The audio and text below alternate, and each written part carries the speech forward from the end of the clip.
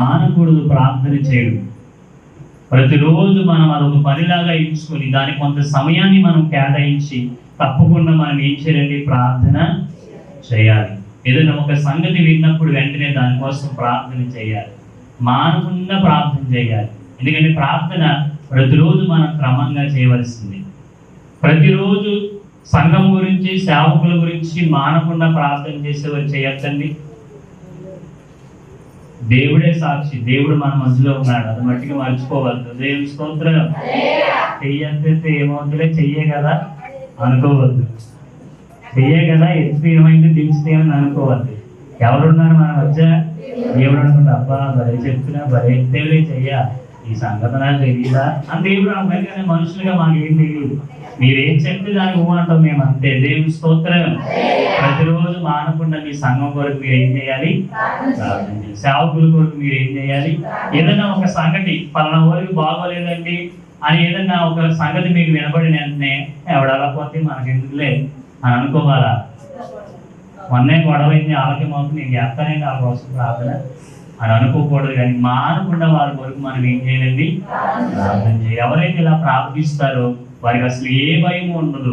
ఎటువంటి పరిస్థితులు, ఎంతకంటే భయంకరమైన పరిస్థితి వచ్చినా దేవుడు వారిని సురక్షితంగా కాపాడుతాడు. దేవుని స్తోత్రం.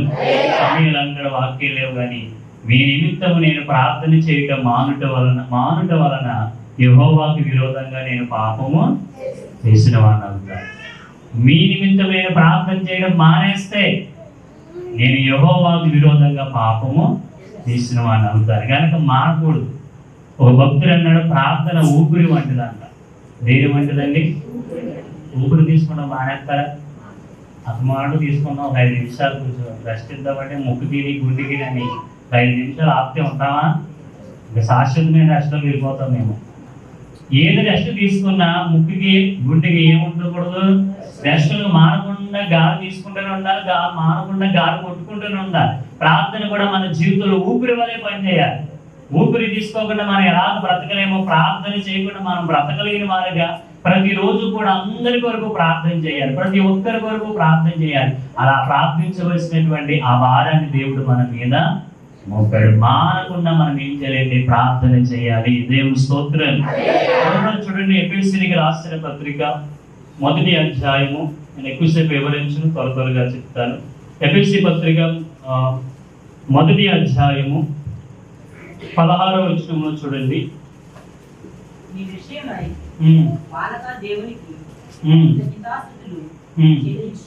చాలండి. దేవుని స్తోత్రం.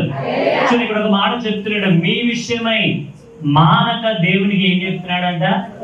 మొదటిదేమో మానకుండా ప్రార్థన చేస్తున్నాడు, రెండవది మానకుండా దేవునికి ఏం చెల్లిస్తున్నాడంట? కృతజ్ఞతాస్తుతులు. దేవుని స్తోత్రం. మానకుండా చెల్లిస్తున్నాడు. ఆ పైన కూడా చెప్తాడు, మీ విశ్వాసమును చూచి, మీ ప్రేమను చూచి, ప్రభువా నిజంగా వాళ్ళకి ఎంత గొప్ప మనసు ఇచ్చావు, ఎంత గొప్ప కృప ఇచ్చావని మిమ్మల్ని బట్టి నేను ప్రతిరోజు దేవునికి మానకుండా ఏం చెల్లిస్తున్నాను? కృతజ్ఞతాస్తుతులు. దేవుని స్తోత్రం. మానకూడదంట దేవుని స్తుతించడం. రాత్రి స్తుతిస్తే సరిపోయిందండి. ఆశగారు ప్రార్థన పెట్టారు కాబట్టి చేయాల్సిన స్తుతులైతే చేసేసాము, ఇక మరలా మనం చెయ్యక్కర్లేదు అనుకోవడానికి వీల్లేదు. ప్రతి సమయంలో కూడా మనం ఏం చేయాలంటే స్తుతించాలి. వాక్యం చెప్తుంది, దేవునికి ఎల్లప్పుడూ స్తుతులు చెల్లించాలి, కృతజ్ఞతాస్తుతులు దేవునికి చెల్లించాలి. దేవుని స్తోత్రం. మేలు జరిగేదానికి ముందు ప్రార్థన, మేలు జరిగిన తర్వాత ఏం చేయాలి? థ్యాంక్స్ చెప్పాలి. చాలా మంది చెప్తున్నారు, కృతజ్ఞత లేని వారుగా ఉంటున్నారు. ఏదైనా మేలు జరిగితే వెంటనే దేవుడికి ఏం చెప్పాలి? రవి సహాయం చేస్తాను, వందనాలు, థ్యాంక్స్, కృతజ్ఞతలు చెల్లించాలి. ఖచ్చితంగా మనం ఆయనకి చెప్పాలి ప్రతి మేలుకి. నాకు కూడా అంటారు కదా, శ్రమ కలిగిందా ప్రార్థన చేయండి, సంతోషంగా ఉన్నారా పాటలు. ఎప్పుడు సంతోషం? ఏదైనా మేలు కలిగినప్పుడే మనకు సంతోషం. కాబట్టి మానకుండా ప్రతిరోజు కూడా దేవుడిని ఏం చేయాలని స్తుతించాలి. ఇవి ప్రభువా, ఇవి ప్రభువా, ఇవి ప్రభువా అని రోజంతా ప్రార్థన కాదు, కానీ అప్పుడప్పుడు కూడా మనం దేవుడికి ఏం చేయాలి? ఒక సమయాన్ని పెట్టుకుని కేవలం స్తుతులు మాత్రమే చెల్లించాలి. ప్రభు, ఎంతవరకు నువ్వు చేసిన వాటన్నిటి బట్టి నీకు స్తోత్రాలు అని చెప్పాలి. జరగకంట ఇమ్ము అని 2 కూతుళ్ళు ఉన్నారంట. ఎవరికే? మీకు కాదు, జరగకే. ఇమ్ము అంట. జరగ ఎప్పుడో ఇటుక్కుండు ఉంటుంది. ఒక కొండు పేరు ఇమ్ము, రెండో కొండు పేరు కూడా ఇమ్మే. పట్టుకుందంటే వదులుద్దా? అసలు మొత్తం లాగేది. ఉండదంతా లాగేది. కొంతమంది అలాగే ఇంకా ఎంతసేపు ఇంకా ప్రార్థనే, ఇవి ప్రభువా, ఇవి ప్రభువా, ఇవి ప్రభువా, ఇది అయిపోతే ఇంకోటి, అది అయిపోతే ఇంకోటి, అన్ని రెడీగా ఉంటాయన్నమాట ముందే. ఇవి ప్రభువా, ఇవి ప్రభువా, ఇవి ప్రభువా. మరి ఇచ్చిన దాన్ని బట్టి ఏం చేస్తున్నాం మనం?